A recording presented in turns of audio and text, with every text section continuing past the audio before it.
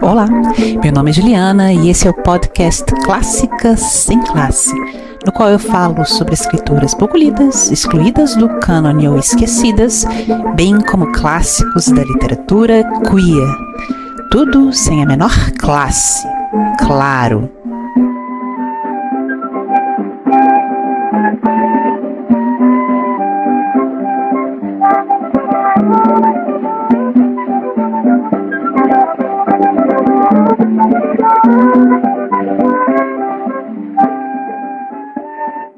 No episódio anterior eu falei sobre a cearense Francisca Clotilde e no episódio de hoje eu falo sobre a gaúcha Andradina de Oliveira.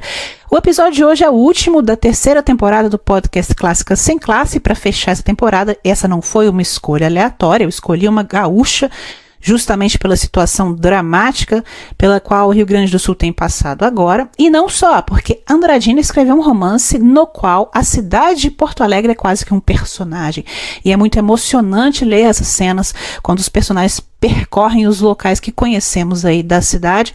Esse é o romance O Perdão, publicado em folhetim em 1909 e publicado em livro em 1910, que é um grande romance, eu vou falar um pouco sobre ele aqui. Aliás, se houver aí entre os meus ouvintes alguém que participa aí da Biblioteca do Senado e da publicação dos livros na coleção Escritoras do Brasil, eu peço encarecidamente que promova o relançamento desse romance, O Perdão, de Andradina de Oliveira, por meio da coleção Escritoras do Brasil. É um grande romance e essa coleção e esse projeto da Biblioteca do Senado é um projeto de resgate dessas autoras silenciadas, e resgate com R maiúsculo, como eu já disse aqui. Seria realmente muito especial que essa autora fosse resgatada por essa coleção. Bom, fica aí o meu pitaco, digamos assim. Antes de falar da autora, eu sempre tenho por bem mencionar os pesquisadores responsáveis por redescobrir Andradina de Oliveira e mantê-la sendo pesquisada e sendo relançada.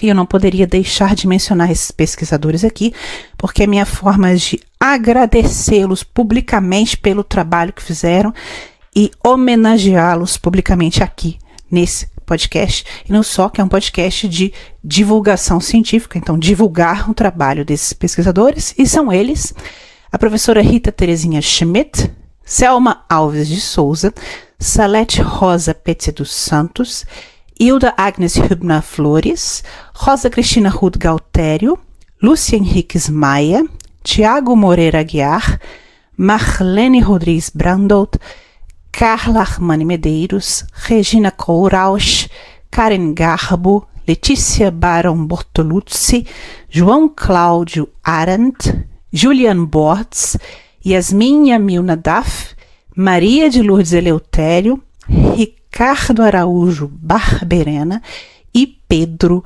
Maia Soares. A vocês o meu muito obrigada. E agora vamos ao que interessa, que é saber quem foi Andradina de Oliveira. Abre aspas. O suplício do repúdio. Já começara a senti-lo. Ele, o amante, lá estava, onde ela não mais podia entrar. É que a desonra só atingira a ela. Era então bem certo que a sociedade só fecha suas portas à mulher que cai, e as abre sempre ao vil causador da queda. As pessoas que se dizem honradas, que se presumem de honestas, não hesitam, pois, em apertar a destra infamada do homem que arrojou à ignomínia uma infeliz. Mas a esta, a transviada, a que tombou pela miséria, pela sedução, pela cegueira de um amor tresloucado, pelo indomável temperamento ou pelo seu fatal destino, a esta se volta a face, no império frágil da honra, bem frágil, como todos os mais da ilusória vida terrena. Para todos os crimes do homem há atenuantes. Para os erros da mulher só há agravantes. Não se lhe perdoa a ignorância, a paixão, o verdor dos anos, a inexperiência da vida. E à mente febril de Stella vinham em tropel essas considerações amargas, numa clareza de que ela nunca se julgou capaz na demência do seu desvario. Fazia-se assim a luz no seu cérebro apaixonado, e ela, numa intuição dolorosíssima, bem sentia que o homem pode se reerguer do lodo, purificado pelo homem, mas que a mulher, uma vez tombada, embora a alma ascenda até Deus, será eterna condenada pelas desumanas e monstruosas leis da sociedade. Fecha aspas, Andradina de Oliveira, no romance O Perdão, publicado em folhetim em 1909 e publicado em livro em 1910. Andradina de Oliveira é o nome pelo qual ficou conhecida a escritora Andradina América de Andrade e Oliveira. Em algumas fontes que eu consultei, o nome dela aparece cunhado de uma forma um pouco diferente, como Andradina América Andrade de Oliveira. Eu também encontrei divergências quanto ao ano de nascimento da autora, aí, nas variadas fontes que eu consultei. A professora Rita Terezinha Schmidt, com base em informação fornecida por Antônio Carlos Machado na obra Coletâneas de Poetas Sul-Rio-Grandenses, de 1952, menciona que a autora nasceu em Porto Alegre a 12 de junho de 1870. Américo Lopes de Oliveira, no Dicionário de Mulheres Célebres de 1981, menciona o ano de 1859. Pedro Vilas Boas, na obra Notas de Bibliografia Sul-Rio-Grandense, de 1974, Nelly Novaes Coelho, no Dicionário Crítico de Escritoras Brasileiras, de 2002, e a própria Lola de Oliveira, filha da Andradina, na obra Minha Mãe, que é um livro de memórias, que ela escreveu e publicou em 1958, essas três fontes registram o ano de 1878. Chuma Schumacher e Érico Vital Brasil, no Dicionário de Mulheres do Brasil, publicado em 2000, mencionam o ano de 1864. Esse também, em 1864, é o ano mencionado pela pesquisadora Hilda Agnes Hübner Flores, com base em consulta ao registro de nascimento da autora no arquivo da Cúria Metropolitana de Porto Alegre. E a escritora foi batizada mais tarde, somente em 11 de maio de 1867, na paróquia do Rosário daquela cidade, e nesse registro ela recebe o nome Andradina América de Andrada, nome de solteira. Bom, enfim, então todos esses anos aí mencionados como anos de nascimento dela. Andradina era filha de um médico paulista e de mãe gaúcha. O pai dela faleceu muito cedo, quando a Andradina tinha cerca de 5 anos, e logo depois ela vai iniciar seus estudos primários no colégio dirigido pela escritora gaúcha Luciana de Abreu, e viria a concluir os seus estudos com um curso de magistério na Escola Normal de Porto Alegre, que hoje é o Instituto de Educação General Flores da Cunha. Em 18 de setembro de 1881, Andradina se casa com um oficial do Exército Brasileiro. Ela se casa na matriz de Rio Pardo e passa a se chamar Andradina América de Andrada e Oliveira no registro de casamento. Também há registros contraditórios quanto ao nome do marido da Andradina. Então, no registro de casamento, o nome dele consta como Augusto Martiniano de Oliveira. Mas no registro de nascimento do filho do casal, o nome do marido consta como Augusto Albaner de Lara. Então, cheio de contradições aí, minha consulta às fontes sobre a Andradina. Pois bem, em 1886, nasce o primeiro filho da Andradina, o Adalberon, e em 1888, logo depois, há o falecimento do marido dela. Essa data também não é muito certa. E com o falecimento do marido, a Andradina passou a se dedicar ao ensino público, como professora para sustentar a família. E ela foi professora em diversas cidades aí do Rio Grande do Sul. Em 1895, nessa época ela vivia em Pelotas, ela se apaixona por um ator, Júlio de Oliveira, e um ano depois, em 14 de outubro de 1896, nasce o que seria a filha do casal, que é a Lola de Oliveira, que viria a ser também uma escritora, enfim, artista, musicista, enfim. Algumas fontes citam, porém, que a Lola teria nascido antes, em 1889, não em 1896, e que seria, portanto, filha do primeiro marido da Andradina. Veja aí mais contradições aí nessa informação. E a própria Lola, no livro de memórias que ela escreve sobre a mãe, que eu já mencionei, ela deixa implícito aí que talvez o pai dela fosse o primeiro marido da Lola e não o Júlio de Oliveira. Então veja informações bem truncadas aí sobre a vida da Andradina. Bom, nesse mesmo ano, 1896, a família se muda para Bagé e Andradina vai estrear como atriz sob a influência aí do Júlio de Oliveira e se apresenta junto com o marido em diversas cidades do estado, enfim. E, em paralelo às atividades da atriz, a Andradina continua escrevendo. Ela colabora aí como jornalista, colabora com crônicas, poemas, biografias, resenhas, pequenos contos, e ela colabora para diversos periódicos do país inteiro. Eu vou citar aqui alguns, né? Eco do Sul, o Corimbo, que eu já mencionei aqui, Novo Almanaque de Lembranças Luso-Brasileiras, A Mensageira, que é um periódico importantíssimo, e várias dessas escritoras silenciadas que nós mencionamos no podcast, que nós lemos no nosso clube de leitura, colaboraram com a Mensageira, e ela também colaborou, Andradina, com a Violeta. Ela também foi, além de atriz, dramaturga prolífica. E aí, entre os anos mais ou menos de 1891 e 1902, ela escreve e leva aos palcos diversas peças, tais como O Sacrifício de Laura, de 1891, Você Me Conhece, de 1899, Viúva e Virgem, de 1902, e Berço Vazio, de 1902. Em 1897, ela publica aí o primeiro livro, né, a primeira publicação em formato de livro, que é uma coletânea de contos, Preludiando. No ano seguinte, em 1898, ainda em Bagé, ela funda um colégio misto, que ela dirige e leciona, do qual ela leciona. Nesse mesmo ano, 1898, ela lança o famoso semanário O Escrínio, ainda em Bagé. E por essa época já começa a correr notícias de que o marido, né, o Júlio de Oliveira, o segundo marido, se encontrava aí gravemente doente. A partir daí, as notícias sobre esse marido começam a se tornar cada vez mais escassas. Pois bem, a família se muda para Santa Maria e, logo depois, em 1901, fixa residência em Porto Alegre, onde o periódico Escrínio é novamente lançado. Esse periódico foi muito importante, ele se engajou aí na luta pela emancipação feminina, com base especialmente na defesa da educação e da profissionalização das mulheres, mas não só, também a defesa do divórcio pleno, e contou com diversas colaboradoras, muitas delas já foram mencionadas aqui nesse podcast. E eu vou citar algumas: Ana Facó, Adelina Amélia Lopes Vieira, que era irmã da Júlia Lopes de Almeida, irmã mais velha, Alba Valdez, Ana Facó e Alba Valdez a gente já tratou aqui no podcast, Amélia Bevilacqua, já falamos dela, Cândida Fortes Brandão, Carmen Dolores, a gente já falou dela, inclusive Carmen Dolores era uma grande inspiração para Andradina de Oliveira.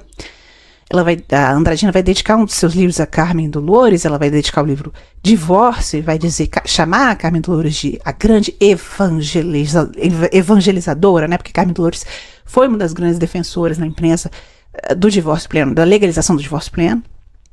Outra colaboradora, Corina Quaraci, que já tratamos aqui muitas vezes, Crisanteme, que já tratamos aqui, já lemos no clube de leitura, Francisca Clotilde, já tratamos aqui, vamos ler no clube de leitura, e Brantina Cardona, que era amiga da Andradina, Inês Sabino, que já tratamos aqui, vamos ler no nosso clube de leitura, a própria Júlia Lopes de Almeida, Priscilina Duarte de Almeida e Revocata Heloísa de Mello. Vejam só, grandes nomes da imprensa e da literatura daquela época, todas elas, em grande medida, hoje silenciadas.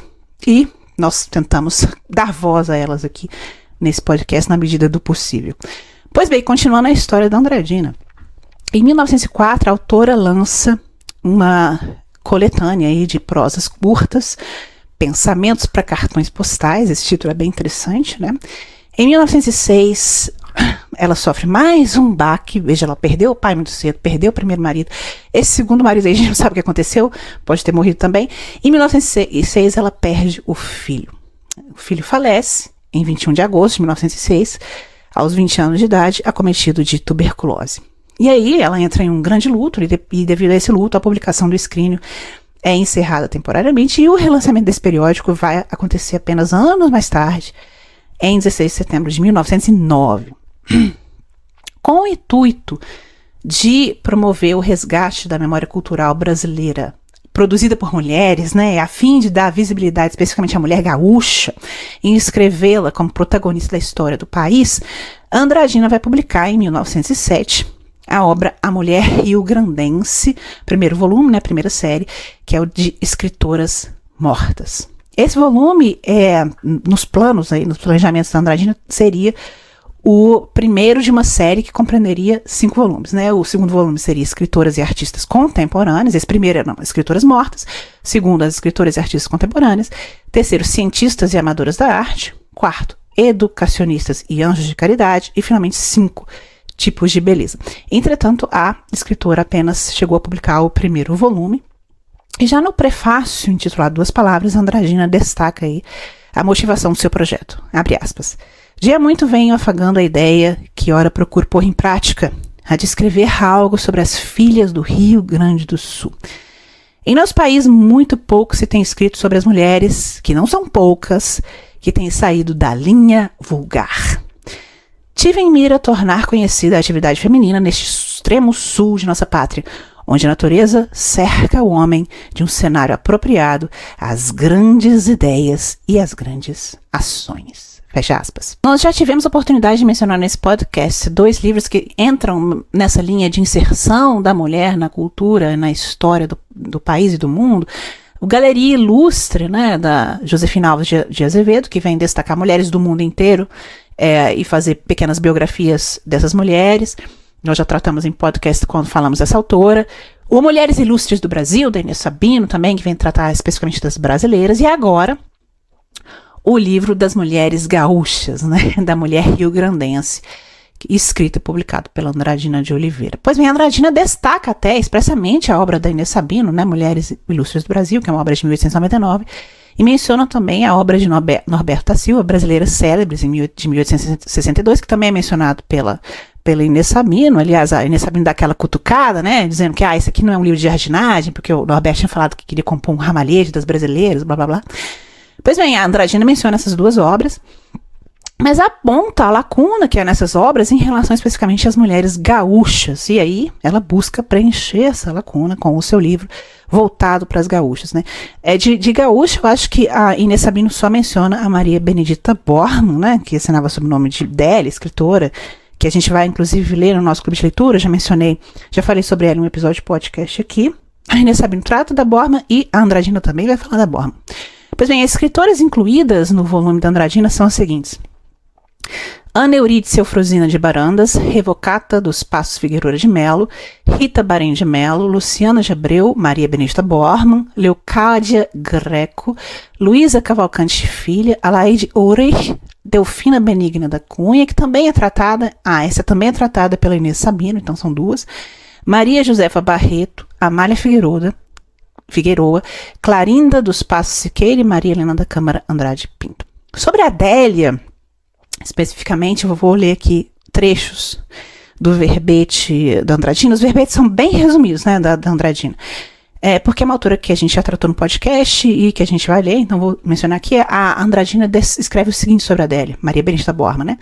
Maria Benedita Bormann, Délia, na constelação Rútila das escritoras de Rio Grande do Sul, brilha com o raro fulgor de um astro de primeira grandeza o nome de Maria Benedita Câmara de Bormann, mais conhecida no mundo literário sob o pseudônimo de Délia. Aos 25 de novembro de 1853, nasceu em Porto Alegre essa formosa e notabilíssima intelectual. Desde muito moça, distingue-se no meio social que frequentava, pelos singulares dotes do seu espírito brilhante e culto, verdadeira inteligência de artista, realçada por todas as prendas que pode trazer uma educação esmerada. O espírito torturado pelas desventuras da existência, o coração repleto de sonhos e ideais, que foi dilacerado pelos espinhos agudos da realidade, voltam-se com frequência para os horizontes literários, fecha aspas. Veja o estilo também muito literário de escrita dessas mini-biografias da Andradina, que nós também encontramos um estilo semelhante aí, tanto na Inês Sabino quanto na Josefina Alves de Azevedo. Continuando a história da nossa Andradina, em 1908 a Andradina vai lançar aí 2 coletâneas, a primeira Cruz de Pérolas, coletânea de contos, até com aspecto um pouco de memórias, ela vai falar do filho que morreu, enfim. E outra coletânea é o Contos de Natal, que é uma coletânea de contos infantis. E por essa época, já não se tem mais notícias aí do que aconteceu com o Júlio, né, o marido dela, o segundo marido, e não se sabe se ele faleceu, se o casal se separou, enfim, provável que tenha falecido porque ele estava muito doente. Em 1909, a escritora se muda para Porto Alegre com a filha Lola, e retoma lá as publicações do Escrínio, no qual, nesse mesmo ano, 1909, ela começa a publicar, em formato de folhetim, o romance O Perdão, que seria lançado em livro no ano seguinte, em 1910. E esse é um grande livro, eu já mencionei aqui, e o tema central é o adultério. O adultério e a dupla moral vigente entre homens e mulheres no Brasil, naquela época, do Entre Séculos, em Porto Alegre, são aí os temas centrais desse romance, e é um romance que vai dialogar com o primo Basílio do Eça de Queiroz, mas não só, tem uma intertextualidade aí com uma cena de Dom Casmurro, do Machado de Assis, e é um romance que a gente também pode comparar com o livro A Falência, da Júlia Lopes de Almeida. Pois bem, nesse romance nós temos uma personagem central, que é a Estela, a filha de uma família aí da alta burguesia de Porto Alegre, e ela se apaixona pelo sobrinho do seu marido, e vai se consumir em debates morais, crise de consciência aí por causa disso, dividida entre o que ela sente, que é uma forte atração física e uma paixão, e o que ela gostaria de sentir, né, que era simplesmente aquele amor casto e puro pelo próprio marido. E ela está dividida também entre a sua imagem real, ela se vê como uma mulher aí que deseja, né, e a imagem ideal de si mesma que ela gostaria de manter, né, na mulher pura, aquele anjo doméstico, enfim. Isso vai acabar com ela. Em torno desse conflito central, né, dessa divisão, a Andradina vai também, de uma forma deliciosa, tecer comentários sobre diversos temas, aí, sobre casamento, sobre divórcio, sobre a educação da mulher, sobre a profissionalização, breves comentários, né, ela vai se centrar mesmo na crítica à dupla moral vigente, e ela vai também explorar uma série de questões interessantes, como as relações de poder, tanto com recorte de classe como recorte de gênero. Ela vai iluminar diversos aspectos aí da modernização, da urbanização de Porto Alegre, e vai registrar modos de falar diferentes, linguajares diferentes, próprios de diferentes camadas sociais ali que estão habitando aquela cidade, né? Desde pessoas ex-escravizadas até os imigrantes que vieram trabalhar, desabrigados, mendigos, membros da elite, os literatos locais. Tudo isso é registrado pela Andradina de uma forma bem interessante. Enquanto na primeira parte do romance nós temos então acesso frequente a esses embates de consciência aí da Estela, e até alguns embates do próprio Armando, embora ele seja um cara que não presta muito, né? Começa a se debater e já começa a colocar a culpa nos outros. Pois bem, na segunda parte, a protagonista vai como que sair de cena, e ela vai ser uma ausência dentro do romance que só é falada. Ela nos é apresentada apenas pelos comentários das outras pessoas sobre ela, né? E comentários maldosos, fofocas, né? Que são feitas dela pela sociedade de Porto Alegre, quando o caso de adultério é descoberto, e fofocas em vários locais, aí nas confeitarias, nos cafés, enfim. Então, de mulher silenciada dentro da sua própria casa, ela vai se transmutar em mulher falada na esfera pública, mas nunca em mulher que fala. Em uma das cenas aí, em um café da cidade, que eu acho assim genial, a Andradina, como num golpe de mestre, assim, ela vai nos oferecer uma chave interpretativa para o romance, ou para esse evento central do romance, por meio de um diálogo que vai inserir comentários metaficcionais. Esse diálogo é um diálogo no qual um grupo de literatos aí da cidade se vê dividido entre paradigmas diversos para representar esse evento do adultério literariamente. Então, se vem dividido especialmente entre os paradigmas do romantismo e do naturalismo, e esse grupo vai discutir, então, a melhor forma pela qual esse evento do adultério cometido por Estela poderia ser trabalhado na ficção. No livro, esse evento é um evento real, mas pra gente é um evento literário. Então, é bem interessante essa cena.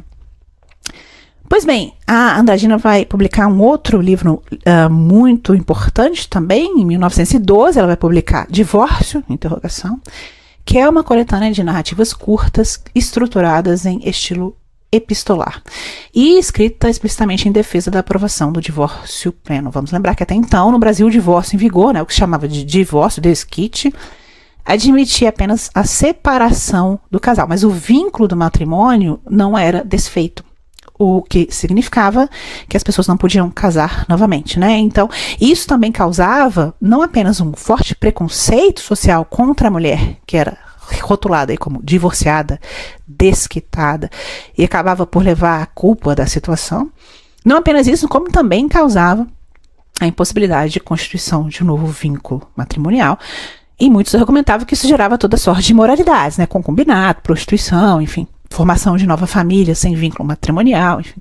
Esse era um dos grandes argumentos da Andradina e da Carmen Dolores, por exemplo, para a defesa do divórcio pleno. E a Andradina inicia essa obra de divórcio com uma espécie de chamamento público, né? Eu vou abrir, vou mencionar aqui, abre aspas. Abriu sem medo. É um livro moral. Moral porque é sincero. Moral porque é todo ele um grito de piedade por infinitas mágoas. Moral porque não é somente um livro de propaganda em prol do divórcio. É também um brado de indignação contra a injustiça, esmagadora situação da mulher. Fecha aspas. Cada carta reunida nesse livro compreende depoimentos aí de personagens ficcionais, diferentes personagens, homens, mulheres, diferentes classes sociais, cujos problemas maritais, que são graves, todo tipo de problema marital, são causados, ou melhor, exacerbados pelo fato de não haver possibilidade de divórcio pleno no Brasil, daquela época, e também pelo fato de que marido e mulher, às vezes, casavam pelos motivos errados, e principalmente a mulher não tinha acesso a uma educação naquela época, e ficava, às vezes, dependente de um marido aí violento, um marido imoral, enfim, todo tipo de situação. E, então, nós temos esses problemas maritais causados pelo fato de não haver divórcio pleno no Brasil da época, o que vai impor a esses personagens que escrevem as cartas, muitas vezes a manutenção de uma união forçada, mesmo em condições em que essa poderia aí se constituir em uma fonte ou um meio de recrudescimento de toda sorte de abuso psicológico, físico, violência, abandono, toda sorte de imoralidades. E aí eu vou citar um trecho de uma carta, né? Abre aspas. Não vês como a mulher desquitada se encolhe, aniquilada, envergonhada, como foge de tudo e de todos? É bem um pária social. O assassino numa casa de correção reabilita-se pelo trabalho e volve ao convívio social. Mas a desquitada, para esta, há a repulsa eterna. É eterna. Há de viver só, sempre só. Envelhecer sozinha, com a alma ressequida de tristezas e amarguras. Fecha aspas. Veja que aqui é um comentário com relação à mulher. Se ela não poderia, né, iniciar um novo vínculo com outro homem, seria chamada aí de concubina, prostituta, porque continuaria casado com o marido anterior. Enquanto que se o homem constituísse nova família, né, a sociedade fazia vista grossa, digamos assim. Nesse livro, cada carta é precedida por uma epígrafe que é originária de pessoas reais, né, escritores. Algumas epígrafes são da própria Carmen Dolores, também tem epígrafe da Júlia Lopes de Almeida, também advogados, políticos, escritores estrangeiros, ativistas em prol do divórcio pleno no Brasil e no mundo, enfim, epígrafes das mais diversas fontes, e essas epígrafes conversam, de uma certa forma, com o conteúdo que vai ser exposto aí na própria carta, em cada carta, e vão buscar conferir a essa carta, esse conteúdo, uma certa autoridade, uma argumentação intelectual, uma certa autoridade moral, enfim. Vocês podem perceber que esse é um livro da Andradina que está em diálogo com o romance A Divorciada, de Francisca Clotilde, que é um romance anterior, de 1902, que nós vamos ler aí no nosso clube de leitura. E a personagem título do romance A Divorciada, ela bem que poderia ser uma das missivistas da Andradina, né? Poderia ser um dos casos analisados pela Andradina, e o livro da Andradina é um pouco mais, digamos, abrasivo, mais direto, menos bem comportado, digamos assim, do que o romance da Francisca Clotilde. Será interessante para nós, que vamos ler no clube de leitura, talvez compararmos essas duas obras. Mas também o livro O Divórcio, da Andradina, está em diálogo com Lutas do Coração, da Inês Sabino, de 1898, que vai ter aí uma personagem também em condição de separação, né? Então, interessante. A gente vai ler Lutas do Coração também em setembro, vai ser interessante discutir isso. e, de certa forma, até o romance A Luta, de Carmen Dolores, de 1911, que a gente vai ler em agosto, mas especialmente as crônicas da Carmen Dolores, que foram reunidas aí na obra Ao Esvoaçar da Ideia, de 1910, especialmente as crônicas em defesa do divórcio, né? Todas essas são autoras que defenderam publicamente nos jornais, enfim, nas conferências, a instituição do divórcio pleno, bem como argumentaram a defesa do divórcio pleno na manutenção da moralidade social, né? Bom, voltando aqui na história da Andradina, desde 1909, a Andradina e a filha passam a viajar por todo o estado do Rio Grande do Sul, e a escritora vive de proferir conferências, publicar artigos, enfim. E essas conferências e artigos são em prol da emancipação da mulher. E ela também publica alguns relatos de viagem. A partir de 1913, as duas vão efetuar viagens para fora do Brasil, ali para o Uruguai, Paraguai, Argentina, e lá elas também ministram palestras remuneradas sobre os temas relativos à emancipação feminina naquela época. Algumas fontes mencionam que esse estilo, vamos dizer, meio nômade, né, de vida, do Andradina e da Lola foi motivado pela discriminação sofrida pela Andradina em Porto Alegre em virtude aí dos seus posicionamentos mais abrasivos, mais diretos, mais avançados, especialmente em relação ao divórcio. Em 1920, Andradina e Lola vão fixar residência em São Paulo, lembrando que a família do pai da Andradina era paulista, né? Então elas fixam residência em São Paulo e posteriormente, em 1922, em Ribeirão Preto. E a partir daqui, as fontes de informação elas ficam cada vez mais escassas e contraditórias, né? As fontes que já eram contraditórias ficam cada vez mais contraditórias. Algumas fontes citam que a Andradina teria sido presa, a própria Andradina teria sido presa durante a Revolução de 1932, o que teria aí desencadeado um quadro de insanidade mental. Outras fontes registram que em 1935 o jornal Corimbo teria noticiado que a Lola, não a Andradina, a Lola, a filha, teria sido presa em Minas Gerais por ocasião da Revolução Constitucionalista de 1932 e que por esse motivo, por causa da prisão da filha, a Andradina teria então desenvolvido um quadro de insanidade mental, de desequilíbrio, o que a teria levado a ser internada em um sanatório, o Hospital Psicopático de Perdizes, e lá ela viera a falecer em São Paulo, em 19 de junho de 1935. Em vida, Andradina de Oliveira foi uma das mais atuantes ativistas pela emancipação da mulher. Após a morte precoce do primeiro marido, nós vimos, ela se viu na contingência aí de ter que sustentar sozinha a sua família, e ela soube estar à altura dessa tarefa. E para isso ela conciliou as atividades de mãe, jornalista, dramaturga, atriz, professora, conferencista, biógrafa, escritora de romances, poesia, contos, enfim, tudo isso. E com a sua pena incisiva, abrasiva, direta, ela se fez ouvir em seu tempo. E é hoje a patrona da cadeira número 11 da Academia Literária Feminina do Rio Grande do Sul. As obras que eu mencionei aqui, especialmente as obras Divórcio, de 1912, e O Perdão, de 1910, são muito importantes na literatura do Rio Grande do Sul, e essas duas obras, O Divórcio e O Perdão, foram recuperadas pela corajosa, pioneira editora Mulheres, respectivamente em 2007 e 2010, foram relançadas, mas até onde eu sei, elas se encontram hoje fora de catálogo, e aí eu vou dar o meu pitaco, né, por favor, Biblioteca do Senado, relance aí o romance O Perdão, que é um grande romance. Eu espero, com esse episódio, ter contribuído para devolver a voz a essa autora tão marcante, Andradina de Oliveira, que permanece ainda hoje injustamente silenciada. Bom, é isso. Eu espero que tenham gostado desse episódio, tenham gostado dessa terceira temporada do podcast, da temporada de retorno, do podcast do retorno dos que não foram, né? Eu termino a temporada, então, com a Andradina, e vamos, então, passar para a quarta temporada, que eu começo a preparar agora. Nós também, no nosso clube de leitura, temos uma pausa agora em junho e julho, ou seja, não teremos leituras obrigatórias, nem encontros obrigatórios nesses meses, e retomamos nossas leituras obrigatórias entre aspas, né, para quem quer participar. E nossos encontros no mês de agosto. A programação já está definida. Em agosto leremos A Luta, de Carmen Dolores. Em setembro, Lutas do Coração, de Inês Sabino. Em outubro, Lésbia, de Maria Benedita Bormann. E em novembro, A Divorciada, de Francisca Clotilde.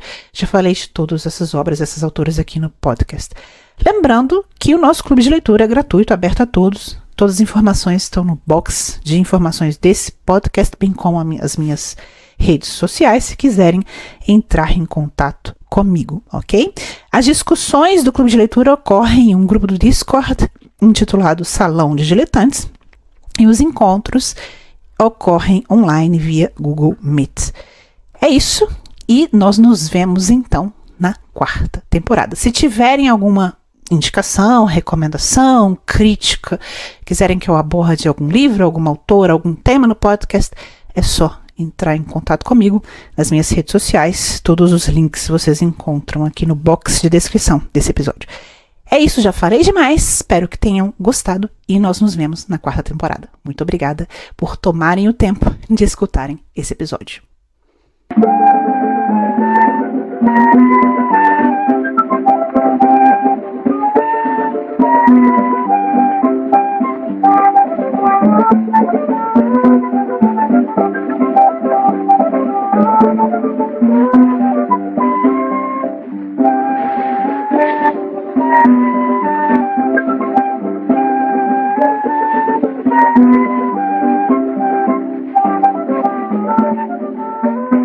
Esse episódio foi escrito, produzido e apresentado por Juliana Brina em maio de 2024.